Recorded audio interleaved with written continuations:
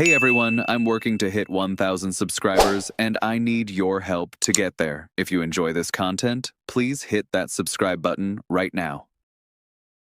What's going on, Blue Jays fans? Before we jump into today's breakdown, let me ask you something. Did the last 24 hours just change everything for this organization, or are we still waiting for the one move that puts this team over the top? Stick with me, because what just went down could completely reshape how you view this roster heading into next season. Make sure you hit that subscribe button right now, because we're bringing you every single Blue Jays update as it happens, and trust me, things are moving fast. All right, let's get right into it, because holy cow, what a difference a day makes. In the span of 24 hours, we got a massive front office extension, a trade, a free agent signing, and a Silver Slugger announcement. That's the kind of activity Blue Jays fans have been craving, and it feels like Ross Atkins and Mark Shapiro are finally hitting the gas pedal. So let's break down everything that happened, what it means for this team, and where we go from here. First, the big organizational news. Mark Shapiro is getting a 5-year extension as president of operations. Now, I know some fans have been critical of the front office over the years, and that's fair.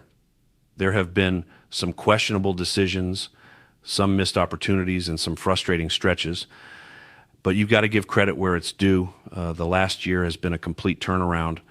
The Player Development Center renovations in Florida are state-of-the-art. The Rogers Center upgrades have transformed that building into something special again. Seriously, if you haven't seen what they've done with the stadium, it's incredible. It really does feel like the Sky Dome all over again, that eighth wonder of the world vibe from back in the day. Shapiro put out a statement that really captures where this organization is right now. He talked about how the opportunity to lead the Blue Jays over the past 10 years has been incredibly fulfilling, how they've built an organization filled with people who care deeply about baseball and take pride in being Canada's team. But the part that stood out to me was this. Watching the country unite behind this team this past season has inspired and energized them to continue the relentless pursuit of bringing a World Series championship back to Toronto. That's what it's all about. This team was so close last year. They had the talent, they had the momentum, and they came up just short. But that fire is still there. And with ownership backing Shapiro for the next 5 years, there's stability and a clear commitment to winning now. So how do you celebrate locking down your front office? You go out and make moves, and boy, did they ever. Let's start with the trade. The Blue Jays acquired Chase Lee from the Tigers in exchange for a young pitcher named Jonas Simmon. Now, if you're not familiar with Chase Lee, let me paint you a picture. This guy throws from a completely different arm slot than almost anyone else you'll see. He's a sidearm pitcher, and I'm not talking about a little bit of a side angle. This guy is legitimately below the horizontal plane when he releases the ball. His average pitch angle is -4 degrees. That's wild. Lee is 27 years old, doesn't throw hard by today's standards, sitting around 90 miles per hour instead of mid-90s or triple digits. But that funky arm slot creates so much deception and movement that hitters struggle to pick up the ball. Last year, he struck out 36 batters in 37 innings. That's elite strikeout stuff, and it comes from that completely different look. The Blue Jays clearly have a vision here. They're building a bullpen with arms that come from all kinds of angles. You've got Trey Sweeney throwing from up top, and now you're adding guys like Chase Lee who are coming from way down low. That kind of diversity in arm slots makes it so much harder for opposing hitters to get comfortable. One at bat, they're seeing a high release point. The next, they're seeing someone throwing from below their waist. That's a nightmare to adjust to, and I love the creativity and how they're constructing this bullpen. But wait, there's more. The Blue Jays didn't stop with the trade. They went out and signed Tyler Rogers to a 3-year, $37 million deal.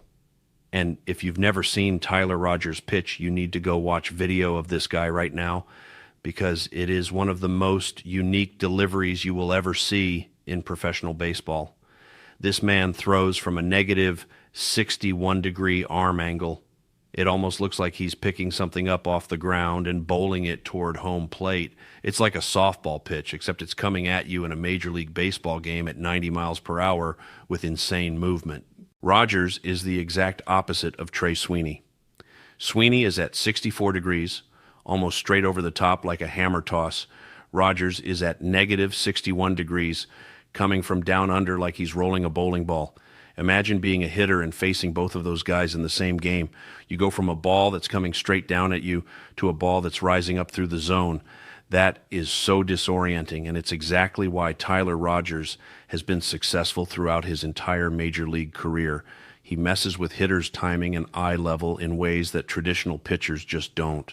Last year with the Mets, Rogers posted a 1.98 ERA in 81 games. He threw 70 innings, which is exactly what you want from a high-leverage reliever. He's been averaging 70 to 80 innings every year since 2021, so he's durable, he's consistent, and he knows how to get outs. At 35 years old, some people might worry about the age, but Rogers' game isn't built on velocity. It's built on deception and command, and those things don't fade as quickly. Giving him 3 years and $37 million feels like a smart investment for a team that needs reliable bullpen depth. Now imagine this scenario. You're a hitter coming to the plate, and you face Trey Sweeney in the 7th inning. He's throwing from way up high. Everything's coming straight down at you, and you're trying to adjust. Then Tyler Rogers comes in for the 8th, and suddenly the ball is coming from below your knees, rising up through the zone with crazy movement. You're completely thrown off. That's the kind of bullpen construction that wins games in October. The Blue Jays are clearly thinking about how to maximize the discomfort for opposing hitters, and I'm here for it.